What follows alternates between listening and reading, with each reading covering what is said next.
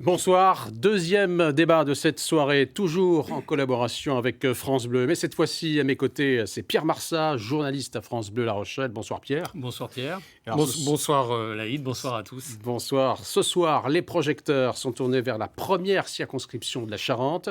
Et Pierre, vous nous donnez donc les repères clés de cette circonscription pour nos téléspectateurs. À l'élection présidentielle du mois d'avril en Charente, Emmanuel Macron a obtenu 55% des voix et Marine Le Pen a obtenu 45%. Dans cette première circonscription, Emmanuel Macron a obtenu 62,4% et Marine Le Pen a obtenu 37,4% et 70% pour Emmanuel Macron, rien que sur la ville d'Angoulême. Dans cette circonscription autour d'Angoulême, c'est la circonscription la moins étendue de la Charente et la plus urbaine, et elle compte 122 000 habitants pour 86 000 électeurs. Voici donc ces quelques repères clés qui nous permettent effectivement de nous situer dans l'espace et dans le temps. Voici nos invités pour ce débat. Donc Alice Clergeau, je commence par vous. Bonsoir. Bonsoir. Vous êtes la benjamine de cette élection dans cette circonscription. Vous partez avec l'étiquette républicain, UDI et centriste. Exactement. Thomas Mesnier, vous êtes le député sortant. Vous vous présentez pour un second mandat sous les couleurs de la majorité présidentielle. En 2017, vous aviez l'étiquette La République En Marche.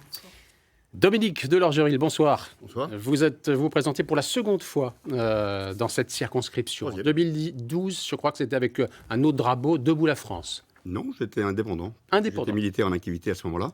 Et donc j'étais indépendant et non attaché à aucun parti. Et cette année, vous partez 2012 sous et les 2017. couleurs du parti d'Éric Zemmour, Reconquête. Oui. René Pilato, vous êtes le candidat de la nouvelle Union populaire, écologique et solidaire, la NUP, issue de l'alliance entre la France insoumise, Europe Écologie Les Verts, le Parti communiste et le Parti socialiste. Vous-même, vous êtes membre de la France insoumise. Bonsoir. Jean-François Doré, bonsoir. Vous êtes le maire de la Couronne, vice-président du département de la Charente. Vous vous présentez en dissident sous l'étiquette Union des partis de gauche, qui n'est pas soutenue donc par les accords officiels. Bonsoir Anna Martinez, vous êtes la candidate du Rassemblement national dans cette première circonscription. Pour ceux et celles qui s'en souviennent, vous avez été candidate au municipal à Angoulême en 2014. Oui. Et enfin, je vous laisse découvrir bien sûr la liste complète des candidats dans cette première circonscription de la Charente. Le premier thème de cette émission, eh bien, il concerne le pouvoir d'achat. Il est naturel et il se fait effectivement sentir dans toutes les campagnes législatives. Thomas Mesnier, la première question, elle est pour vous. Comme pour la présidentielle, donc la vie chère, le pouvoir d'achat continue d'alimenter la préoccupation de nos concitoyens. Alors, la question est simple, est-ce que vous êtes favorable à un blocage des prix, par exemple, sur les matières premières ? On a présenté dans le cadre de la campagne présidentielle, et on va continuer à le présenter dans le cadre de la campagne législative, un PAC pour le pouvoir d'achat qui fera l'objet d'un projet de loi juste après les législatives si nous obtenons et si nous gardons la majorité. Mais pas de blocage des prix. Un blocage des prix sur l'énergie, sur l'électricité, un blocage des prix sur l'augmentation des prix du gaz, et puis d'autres mesures visant à améliorer le pouvoir d'achat, notamment l'indexation des pensions de retraite sur l'inflation dès le mois de juillet, la suppression de la redevance audiovisuelle dès le mois de juillet, et plusieurs autres mesures, notamment la question du chèque alimentaire, des mesures plus directes également à viser des entreprises pour les soutenir dans l'économie, pour continuer de créer des emplois, ce qui est le début du pouvoir d'achat. On va faire le tour justement sur cette question-là. Alice Clergeau, est-ce que vous êtes satisfaite des mesures de l'ancien gouvernement par rapport aux mesures prises et le futur qui pourrait prendre effectivement un certain nombre de mesures que vient d'évoquer à l'instant Thomas Mesnier ? J'avoue que j'en suis pas totalement convaincue, non, parce que le pouvoir d'achat est certes un sujet clé dans la préoccupation des Français. On l'a vu à travers les débats, on le voit dans les sondages. Je pose la question différemment. Qu'est-ce qui ferait la différence entre un Thomas Mesnier, candidat ensemble, donc Horizon, et vous, candidate Les Républicains, qui ferait la différence? Une mesure, par exemple. Une mesure, alors bien sûr, il y a la mesure sur l'essence. Je pense qu'on ne peut pas empêcher les Français, notamment les Charentais, d'aller travailler et d'aller se soigner. Aujourd'hui, c'est 60% des taxes sur l'essence, c'est énorme. Je pense qu'il y a une réelle négociation, une grande discussion au niveau de l'Assemblée nationale qui va devoir se porter de manière à vraiment reconsidérer cet aspect-là qui est fondamental dans la vie des Français. Mais j'entends pas de proposition, par contre. Après, dans les propositions à court et moyen terme, il y a une vraie proposition sur l'emploi parce que la distribution de chèques dans tous les sens, j'en suis vraiment pas convaincue. Ça reste l'argent des Français et cet argent, c'est ce sont leurs impôts, donc ils payent plus pour avoir moins aujourd'hui. Donc on se retrouve dans une situation qui est compliquée. Je pense qu'il faut vraiment équilibrer la formation et l'emploi, notamment les emplois dans nos secteurs à nous, de manière à redonner du pouvoir d'achat. On va continuer le tour de table sur ce premier thème. René Pilato, si une majorité de députés de la NUP est élue au soir du 29 juin, quelles sont les premières mesures, les mesures prioritaires que vous avez l'intention de prendre ? Le partage des richesses, on commence par là. 300 milliards en 2021 pour les 500 fortunes de France. Ça fait beaucoup d'argent. Donc évidemment, le blocage des prix, 1. L'augmentation des salaires, 2. Les premiers mètres cubes d'eau et kilowattheures gratuits, ça donne du reste à vivre. Les mutuelles... Alors, c'est à quel horizon tout ça ? Parce qu'effectivement, vous êtes en train d'égrener un certain nombre de mesures. Il y a du court terme, du moyen terme et du long terme ? Bien sûr. Du court terme, c'est le SMIC à 1 500 €, vu l'inflation, effectivement, et le blocage des prix, avec par exemple le gasoil à 1,40 €. Ça, c'est clair et net. Et puis après, je peux égrener effectivement la cohérence du programme par rapport effectivement aux mutuelles que les gens ne peuvent plus se payer ou qui leur coûtent une fortune. On fait la sécurité sociale intégrale, on en reparlera au moment de la santé, et ça donne du pouvoir d'achat en plus. Les kilowattheures gratuits, les premiers mètres cubes d'eau, l'eau va être un vrai thème dans les années qui viennent. Donc notre programme, il a une cohérence par rapport à un reste à vivre qui sera supérieur. Anna Martinezet et Dominique de Lorgeril, ce que vient de dire René Pilato, vous pourriez le signer aussi ? Alors, il y a des choses qui sont effectivement intéressantes sur pas le blocage des prix, parce que moi, j'y crois pas vraiment, mais sur le problème de l'essence, par exemple, où effectivement, il y a des taxes qui sont beaucoup trop élevées, donc on est capable de le maîtriser. Maintenant, vous le savez, nous, notre position est plutôt orientée sur l'emploi, sur la manière de consolider le travail, éviter effectivement toutes les directives qui ont fait par exemple... Mais là, dans l'urgence, les directives vous comprenez bien, dans l'urgence, vous faites quoi, vous, Reconquête ? Parce qu'il faut aussi répondre à l'urgence. L'urgence, c'est supprimer effectivement un certain nombre de taxes, limiter les taxes, réorienter certaines charges sociales non contributives pour les orienter sur les gens qui en ont besoin, bien sûr, et sortir de la logique de l'assistanat dans laquelle on est resté beaucoup trop longtemps pendant des années. Anna Martinezet, sur ces questions de pouvoir d'achat. D'ailleurs, on a vu pendant la campagne présidentielle, Marine Le Pen a fait toute sa campagne sur le pouvoir d'achat. Elle est partie de la première et elle a gardé ce cap-là. Vous, finalement, ce que disait René Pilato ou ce que dit Dominique de Lorgeril, vous faites la même chose, finalement, quelque part. Blocage des prix. En quelque sorte, oui, agir sur les prix d'essence, électricité et gaz, en baissant la TVA de 20% à 5,5, évidemment. Donc vous rejoignez avec René Pilato, Dominique. On ne parle pas de baisse de la TVA. Hein. Oui, non, nous, oui. On ne parle pas de baisse de la TVA, c'est très important. Je laisse la parole. Oui. Et 0% donc de TVA sur les produits de première nécessité, sur 100 produits de première nécessité d'ailleurs. Et revoir également, et puis bien évidemment, aucune hausse d'impôts parce que voilà. Jean-François Doré, c'est à vous sur ce thème du pouvoir d'achat. J'ai vu que vous, effectivement, c'est un thème qui vous préoccupe, qui préoccupe les concitoyens. Il y a une particularité, effectivement, entre ce que les uns et les autres ont dit. Qu'est-ce qui vous différencie ? Forcément qu'un élu local, il est en prise directe avec les problématiques de pouvoir d'achat. Et ça, pas que depuis la crise sanitaire. Moi, je pense que le blocage des prix, ça peut avoir effectivement un réel avantage sur un temps court.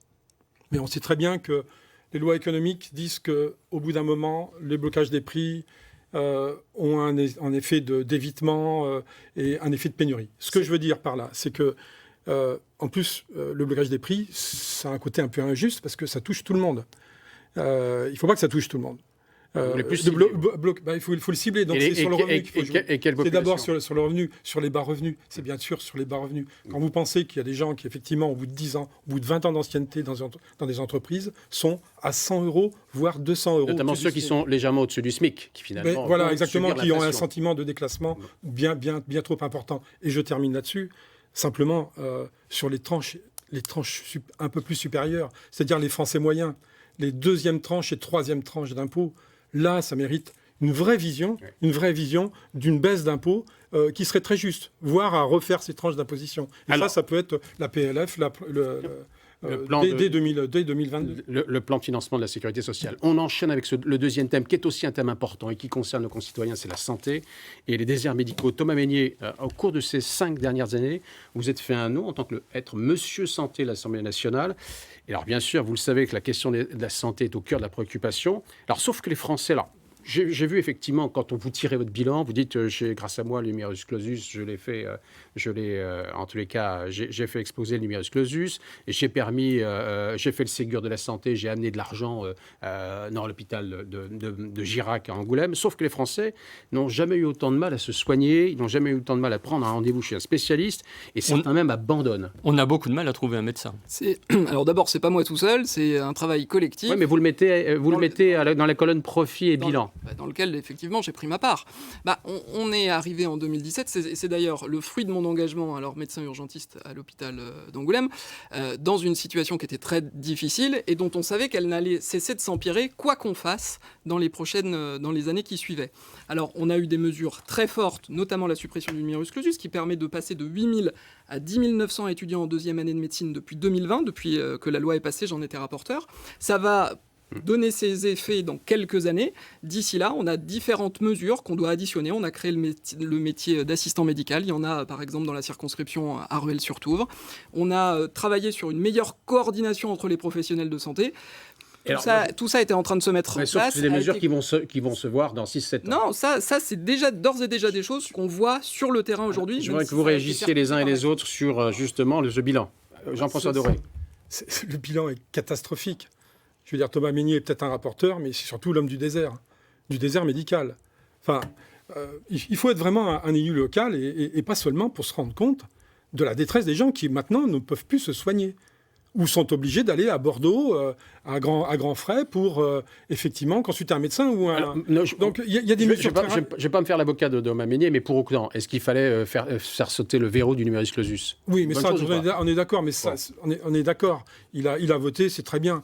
Mais il fallait aller beaucoup plus loin. Beaucoup plus loin. Dans quel sens? À un moment donné, quand l'intérêt national, l'intérêt supérieur est mis en jeu, il faut se poser la question, effectivement, sur les étudiants qui sortent et les jeunes médecins qui sortent de médecine, savoir s'ils ne peuvent pas aller vers des territoires précarisés, notamment pendant une durée. Il y a une autre chose, une mesure qui serait très simple, c'est que l'attractivité de certains territoires qui sont surdotés, ne faire en sorte que des médecins, pour être conventionnés, il faut remplacer un médecin conventionné qui part à la retraite. Je voudrais entendre les uns et les autres, effectivement, que ce ne soit pas un débat Jean-François Doré, Thomas Mesnier, sur ces questions de la santé. Alors, René Pilato, on a vu pendant la période et la crise du Covid qu'on n'arrêtait pas de dire que les hôpitaux étaient débordés. Et parallèlement à ça, les lits ont continué à fermer dans les hôpitaux. Alors, il y a 2-3 choses à rappeler. Donc, effectivement, les lits ont continué à fermer.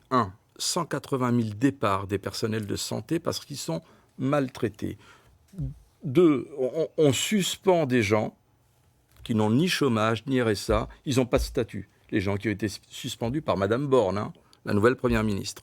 Actuellement, et c'est d'hier, 66 services d'urgence, 66, en passe d'être fermés. À Bordeaux, 40% des médecins sont en arrêt ou veulent quitter les urgences tout simplement parce qu'ils sont en lien avec le burn-out. Ce sont vos anciens collègues. Ce sont mes collègues. Ce sont vos collègues. Et quelque part, vous les avez maltraités pendant 5 ans. C'est quand même... Nous, ce qu'on propose, c'est de réintégrer, de payer les gens.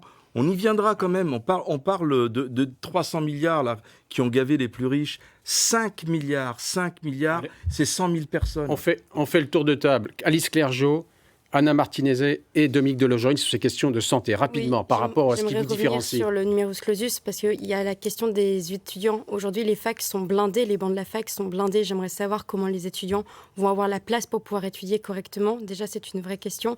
Et au-delà de ça, c'est très bien si on a plus de médecins dans 10 ans, je le souhaite sincèrement, mais il faudrait que ces gens viennent sur notre territoire.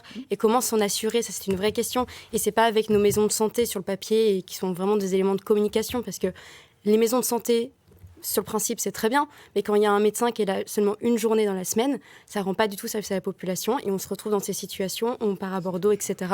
Et ça crée un isolement. Il y a une partie de la population qui peut se permettre d'aller à Bordeaux et il y en a une autre qui se retrouve isolée, les personnes âgées et qui sont les plus fragiles. Anna Martinezet, sur les questions de santé, vous savez par exemple qu'à l'hôpital d'Angoulême, on a fait appel à des médecins ukrainiens. Il me semble qu'il y a eu... Vous êtes pour au RN? Oui, pourquoi pas. Parce que vous avez l'habitude de dire les Français d'abord. Donc quand les médecins ukrainiens viennent donner un coup de main à l'hôpital de Girac, vous dites oui. Oui, bien sûr. Bon. Vous dites oui aussi quand les médecins étrangers, libanais, moyen-orientaux, justement, soutiennent l'hôpital public. Oui, parce que déjà, il faut savoir que la fin de numerus clausus, on aura des résultats d'ici 3 ans. Hein. Au lieu de sortir 20 médecins, on en sortira 40, mais d'ici 3 ans seulement. Hein. Voilà. Si ça avait été fait... Dominique à mon avis, il y a une chose quand même qu'on peut retenir, oui, c'est qu'on est tous d'accord sur la catastrophe du système de santé d'aujourd'hui.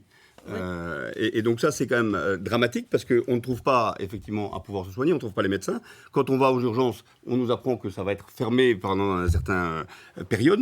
Voilà. Et en même temps, on a suspendu des personnes seulement parce qu'ils refusaient de se faire vacciner, alors même que c'était un vaccin provisoire et expérimental.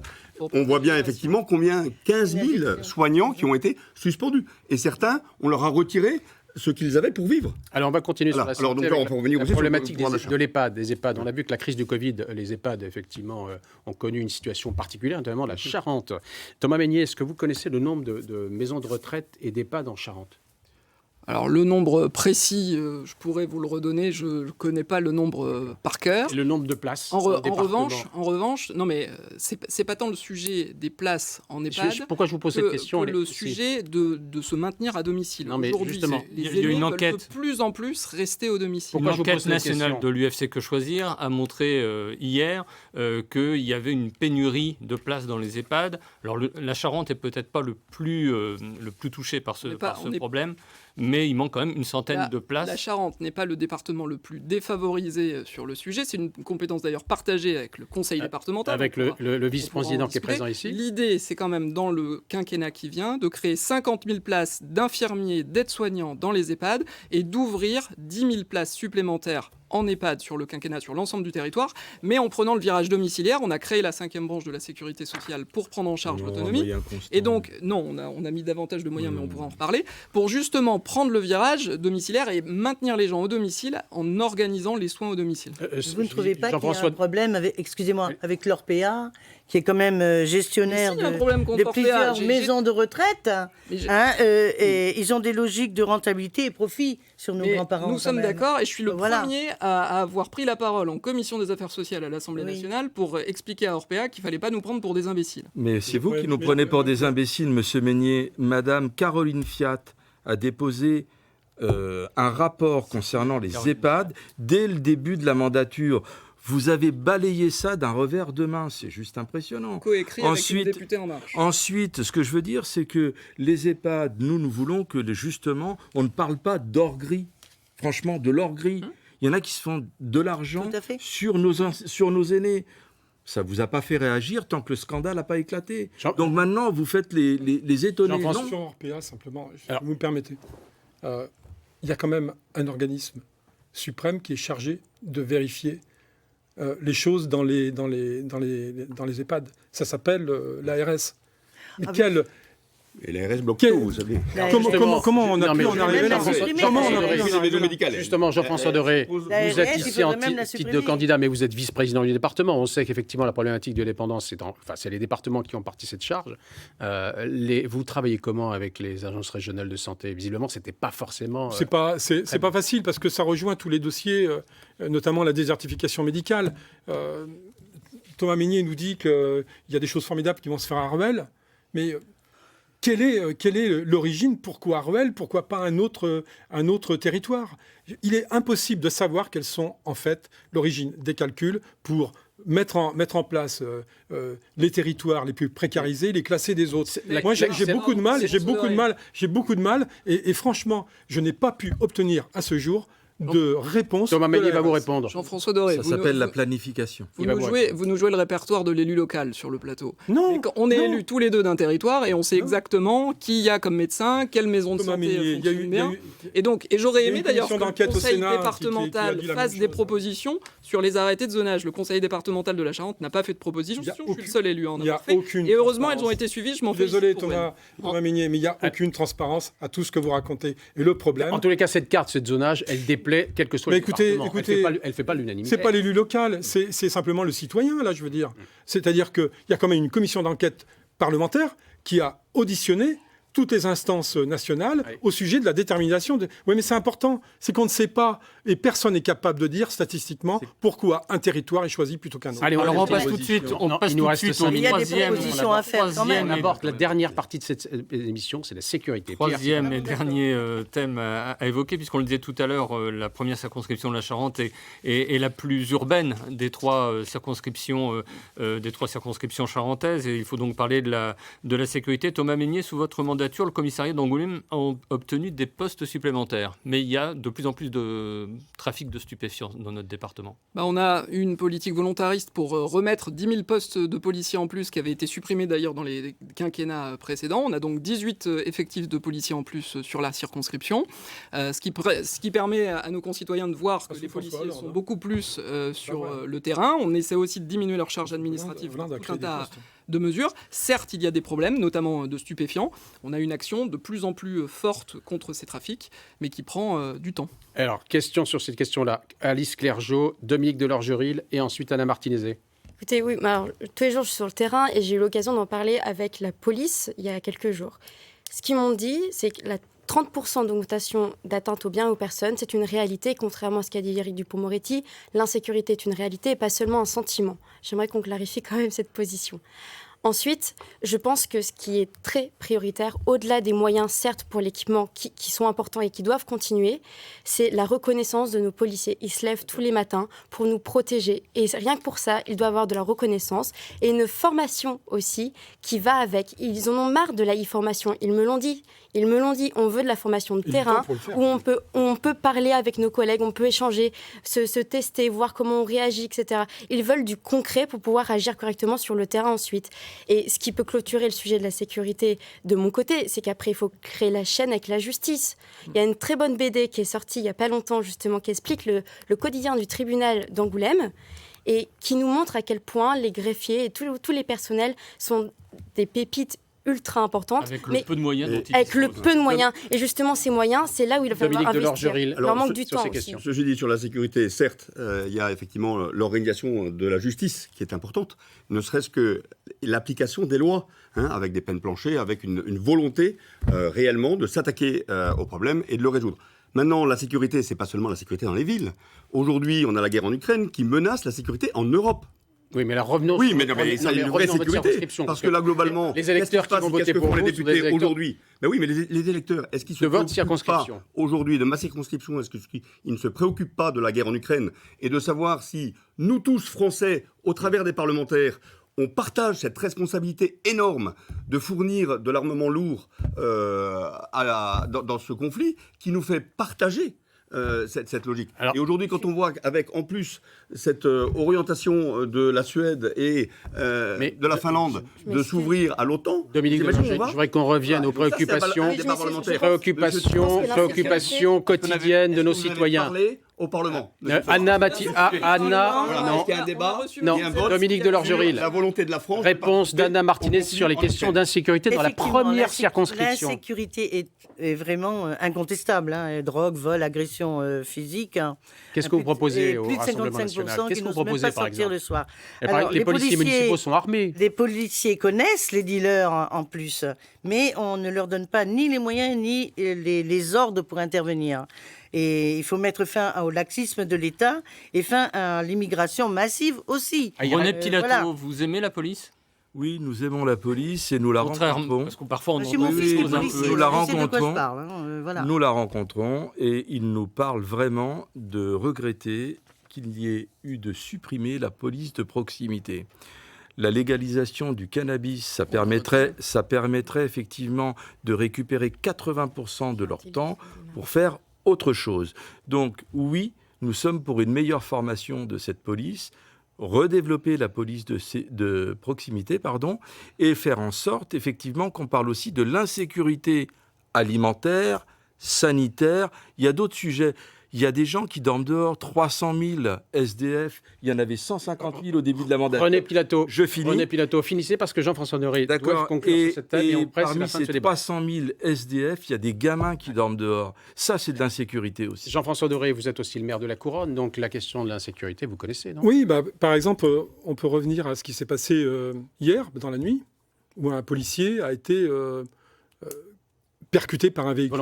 Volontairement. Alors ça, c'était Angoulême. Angoulême particulièrement. Je parle de la circonscription. En tant que magistrat de la Couronne. Surtout la circonscription, c'est pareil. Donc, il y a effectivement non seulement un sentiment d'insécurité, mais il y a aussi un fait de dire que ce n'est pas le moment de désarmer les policiers, surtout quand ils sont en action sur le terrain, quand ils sont dans leur commissariat.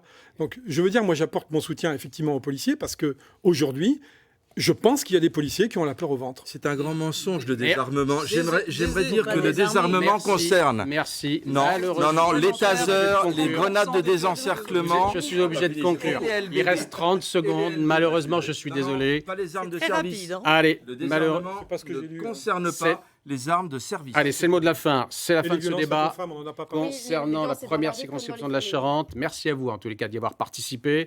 Vous pouvez voir ou revoir cette émission sur notre site internet na.france3.fr. Très belle soirée. Et bien sûr, merci à Pierre Barça au nom de France Bleu. Très belle soirée à tous et à toutes. Rendez-vous mercredi prochain pour de nouveaux débats concernant cette fois-ci la première circonscription de la Charente-Maritime et la deuxième circonscription de la Vienne. Très belle soirée à tous.